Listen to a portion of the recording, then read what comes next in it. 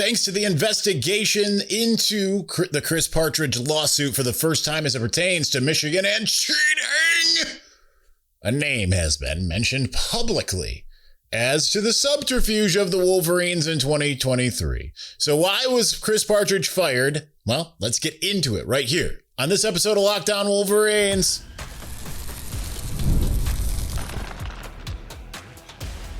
You are Locked On Wolverines, your daily podcast on the Michigan Wolverines, part of the Locked On Podcast Network, your team every day. Happy Monday. We're back and doing it. Locked On Wolverines podcast, part of the Locked On Podcast Network, now the #1 sports podcast network. I'm your man on the ground, Isaiah Hole, publisher of Wolverines Wire through USA Today Sports Media Group. First, we'll talk about Trevor McCue's article about Chris Partridge and who lied to get him fired in 2023. Then we'll shift gears to today's player press conference and some of the transfers talking about their new teammates. I think that's kind of interesting. Finally, staying there, is Michigan living in a golden age of athletics in the year of our Lord 2026? Kind of seems like it. Wonder what that's going to how football is going to affect that. We'll see. All right. First, it's behind a paywall. I do have, through multiple sources here, intimate knowledge of some of these things. Sorry, distracted.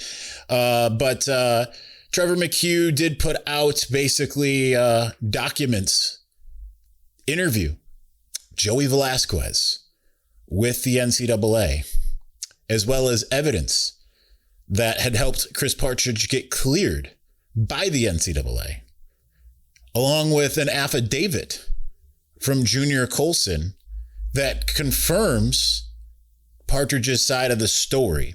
I'm not going to get into the whole thing, but I highly recommend that you go and you look at, go to Maize and Blue Review and just read it all.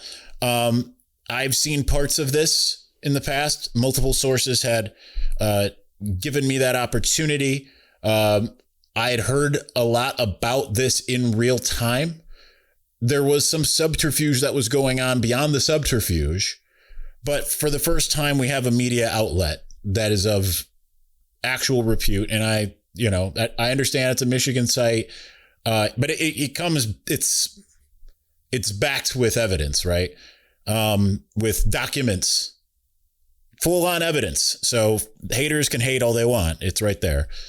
To show that a recently departed Ohio State player who was previously at Michigan had clearly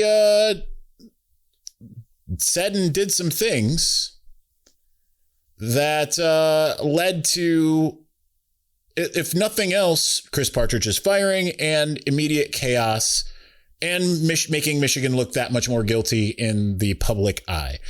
So, I think that's important, but the first, there's more to the story than what I'm going to get into, but I'll save some of that for the Everydayer Club.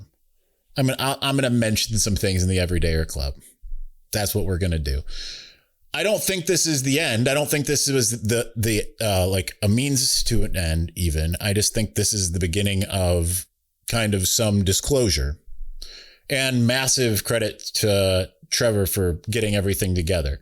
But I think it's a bigger deal than probably what it's going to be made into, because, I think like if Joey Velazquez, without having evidence in front of me to tell me anything beyond just this very particular situation, I think it would look okay. Like, let's say he transferred to North Texas or UCLA or something like that, and he got caught in this lie. It'd be like, okay, well, it just doesn't seem like, they got along, right? Junior Colson's affidavit mentions how he had a vendetta a bit against the coaching staff.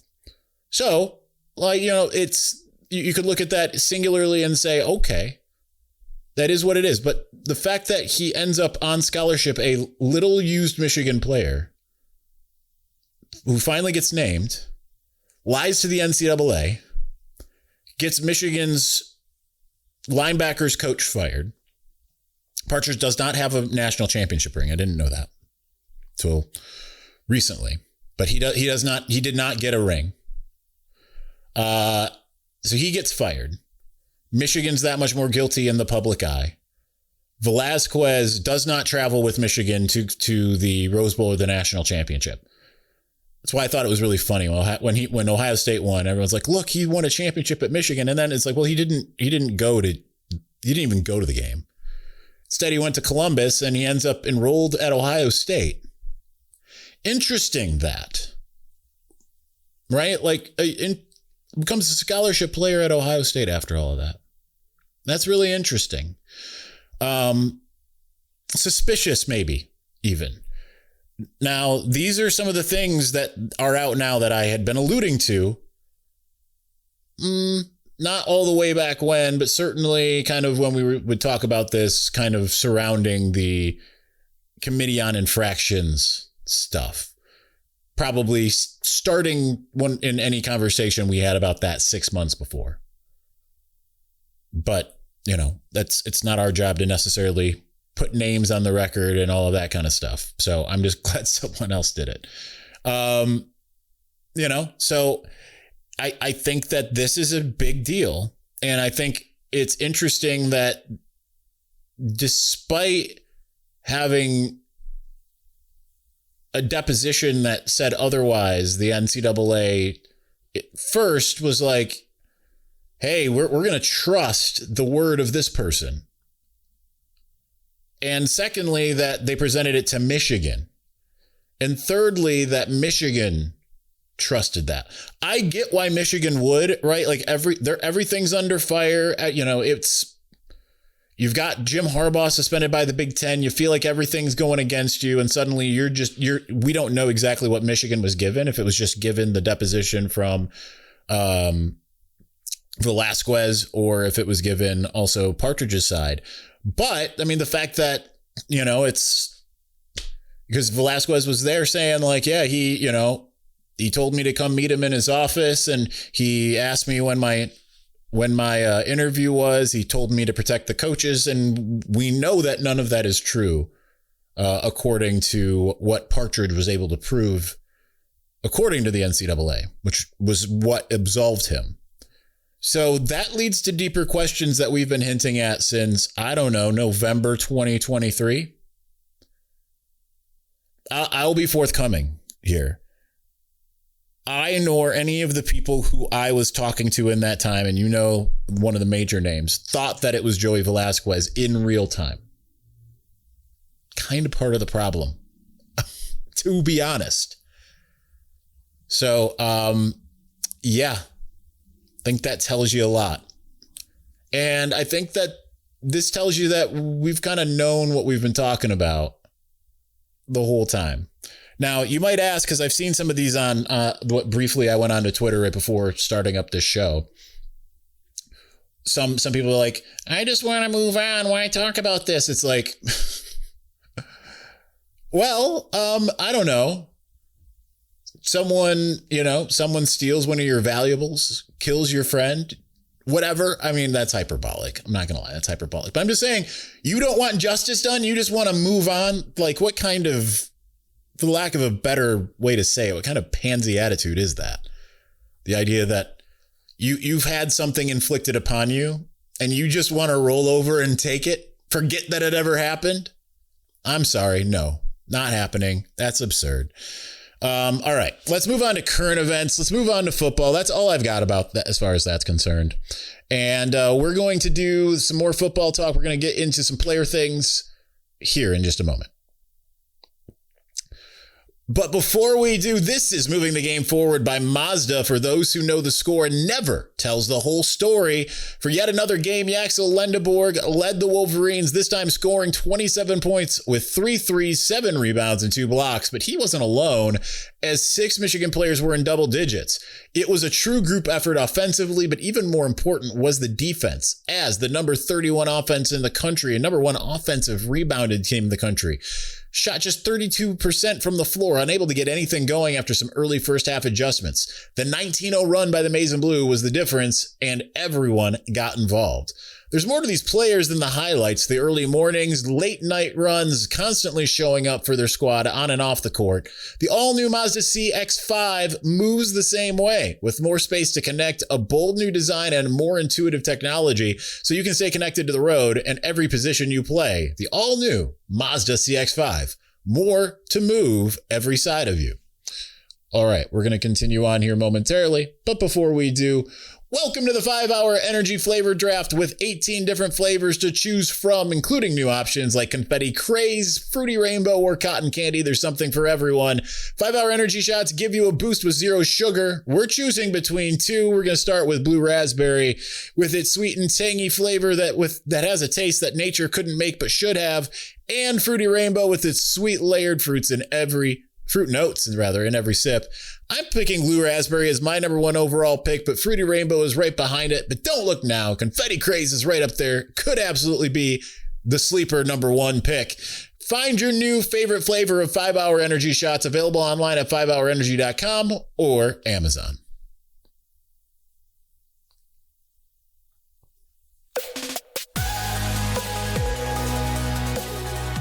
Get your first month of the Everydayer Club for free when you use the code MARCH. You'll unlock ad-free episodes and entry into our private listener group chat where I'm hanging out daily. Click the link in the show notes or go to LockedOnWolverines.supercast.com to claim your free month. All right, so I thought there were some interesting things. One was from the one player that we got that already has been a part of the team. We got 3 former Utah players and Troy Bowles today. So MSU basketball fans are freaking out hearing that. Like, the 4 guys who transferred over the course of the last 2 years. You can't have a team like that. That's cheating. Even though their football program, by and large, has had a lot more transfers over the last 5 years, and it's had no success. The selective outrage. It's something, right? Which just to quickly digress before we get into this, that it kind of gives away the whole game, right? I was talking with Jake Butt yesterday, and because he posted something about the basketball team, and naturally there's an angry Michigan State fan in there that's calling Dusty May a cheater and all this kind of stuff, and it's like that kind of gives away the whole game, right? Like when. Like Dusty, as far as I know, is about as squeaky clean as it gets.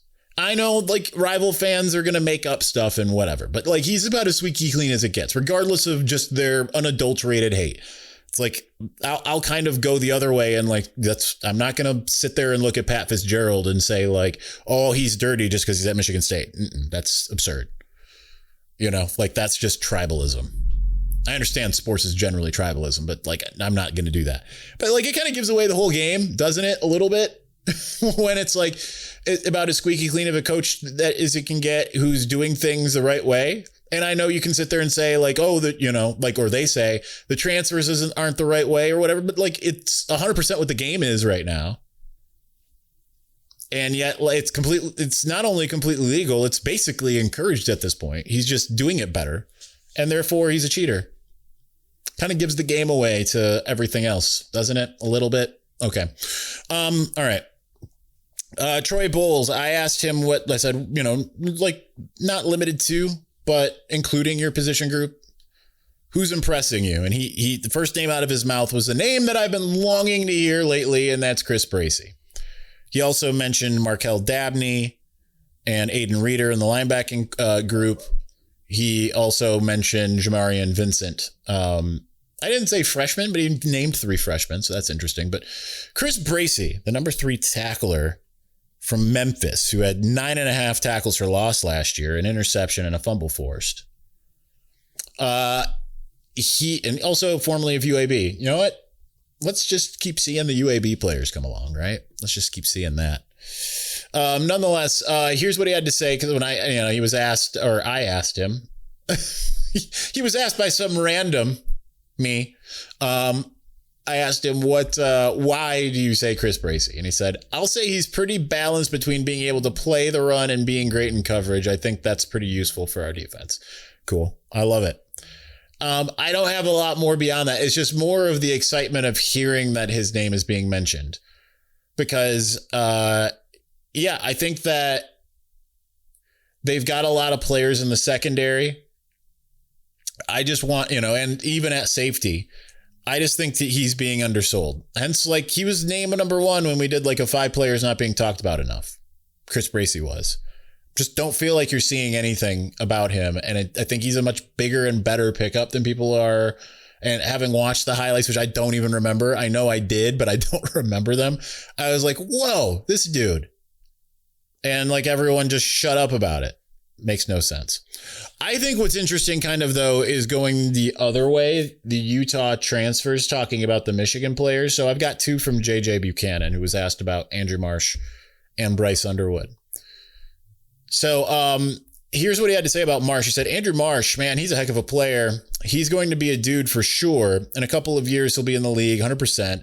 I love playing beside him. I feel like we complement each other really well. I know that's kind of generic, but I mean, I'm just telling you, like, this offense is going to be scary in a good way.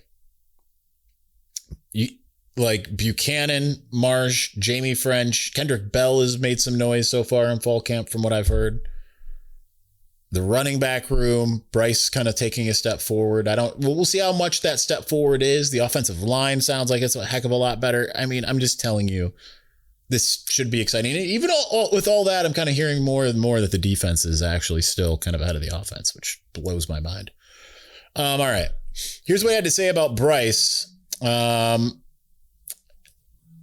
obviously, I've heard a lot about him. We were in the same recruiting cycle. Best quarterback and best recruit in the country. Everything you need in a quarterback. Charisma, build, arm. He has everything you need. And I think that with this new system, with this new belief that we've instilled in him, I think that he'll take a huge leap this year. Yeah, I again, nothing groundbreaking, but it's just, again, it's the stuff that you want to hear. It doesn't have to be like, I actually trust it more because it's just very much like, yeah, he's really good. I think he's going to be really good. Compared to like this like hyperbolic, I don't want to hear, honestly, I just don't want to hear, even though you kind of got it from Kyle Whittingham last week when he went on, I think it was on JD Pickell and said that Bryce Underwood reminds him of Cam Newton. I don't really want to hear like, yeah, Bryce Underwood is like a Joe Montana if he was on steroids with the running ability of Adrian Peterson. Like, I just don't really feel like we need to hear that. I think we just need to hear like very basic, like, yeah, it's been good. It's been impressive. That's great. That's what we need to hear. And honestly, I wouldn't trust if we were hearing some other crazy what have you, to be honest. So other note that I want to add in here before we move on is John Henry Daly says that he will be, he should be good to go, full go by June 1st. That to me beats expectations. I thought we were going to be in fall camp and kind of be like, he's limited. He's kind of, and yes, he could have setbacks and whatever, but like he said, he's starting to run, he's starting to jog. He's in the best upper body shape that he's ever been in for his entire life. Looked really good from what we could see. I think it's really interesting just being there today with the 3 Utah guys, and you could feel the enthusiasm, but it's also just like made me sit and think about it. How much of a vote of confidence is that in Kyle Whittingham? I understand this wasn't like Iowa State going to Penn State and it's like half the team. I think that, Michigan obviously also couldn't take like 20 guys. I say that they took 16 transfers total. But, they couldn't take like 20 guys, right? Like they were going to spread things out a little bit. They, had already certainly had been working on some. And, you might have seen more Utah guys as well. But if, they didn't have as good player retention as they did. But I think that's such a big vote of confidence. Less that it wasn't like this like massive exodus as much as it was like the star players. Right. The fact that it was like the coaches, then the star players, John Henry Daly being their star player. Like they don't need to go and get Devin Dampier. Michigan has Bryce Underwood, so he stays. JJ Buchanan, who's he would be number 3 on Michigan this last year and would have led Michigan in receiving touchdowns last year. As a true freshman. Ahead of Andrew Marsh, who still had more yards, but still, and catches. So I think it's a big vote of confidence to have those guys come to Ann Arbor following Kyle Whittingham. All right, we've got more to get to. Is Michigan in a true golden age? It's weird because it feels quiet, but in a weird way, I kind of feel like it is. Let's get to that here in just a moment. But before we do, what if sports were traded like markets? Now you can put your sports IQ to work in real time with Robinhood prediction markets. It's not you against the house, it's you participating in a live market. You can buy or sell your positions live all game long. Use the sports knowledge in the moments that matter. Robinhood prediction markets changes the game. It's people moving the action, so when the momentum shifts, you can move with it. I always knew the game, but never had a dynamic way to apply that knowledge. Now I can actually take part live in a market powered by people. You're no longer just a spectator, play by play, you decide. Trade every play with Robinhood, now available across the U.S. Download the Robinhood app now to begin. Get your first, wrong thing. Futures and cleared swaps trading involves significant risk and is not appropriate for everyone. Event contracts are offered by Robinhood Derivatives, LLC, Registered Futures Commission, merchant, and swap firm. All right, we're going to continue on here momentarily, but before we do, this episode is sponsored by Supply House. You wouldn't show up on game day without a plan, and you wouldn't show up to a job without the right parts. That's why putting Supply House in your starting lineup is always the right call. Here are the stats: 300,000 plumbing, HVAC, and electrical products. 500 tried and true brands. 90% of the country is in the 1 to 2 day delivery zone. You need a last minute coupling, a compressor, a press tool, they've got it, and they'll get it to you quickly. They are absolutely clutch. If you're a pro in the trades, you need to join the MVP of rewards programs and become a trade master. Pros get exclusive members only pricing, priority shipping, industry leading customer service, and it's all absolutely free. Visit supplyhouse.com/TM to learn more about becoming a trade master. Use promo code SH5College for the 5% off your first order. That's supplyhouse.com, promo code SH5College. Supply House, real people, real service.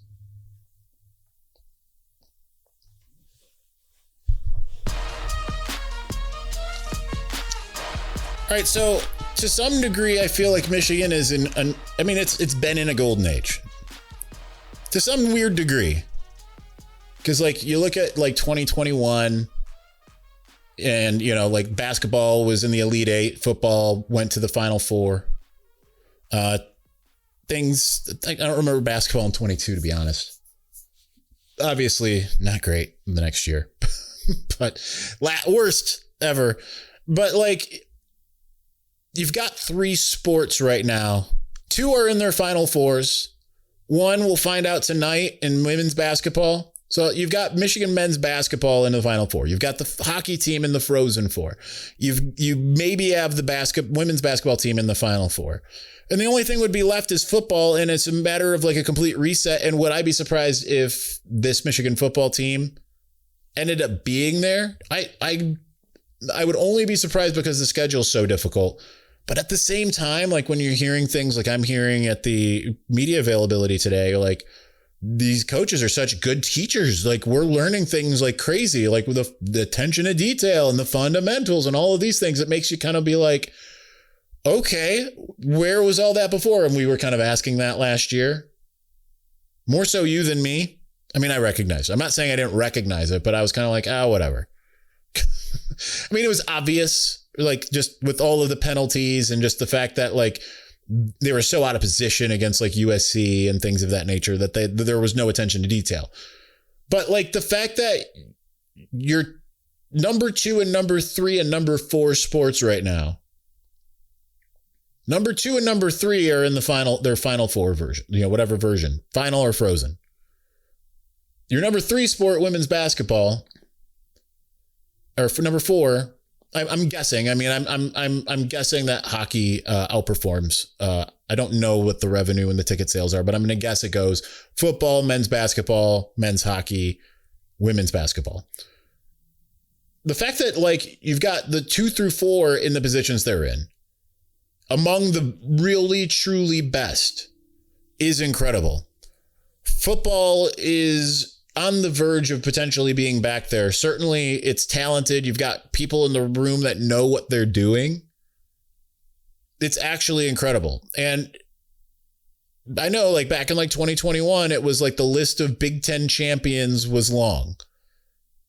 I mean, you're getting it kind of again, and you're getting it kind of with a little bit more of this is the beginning.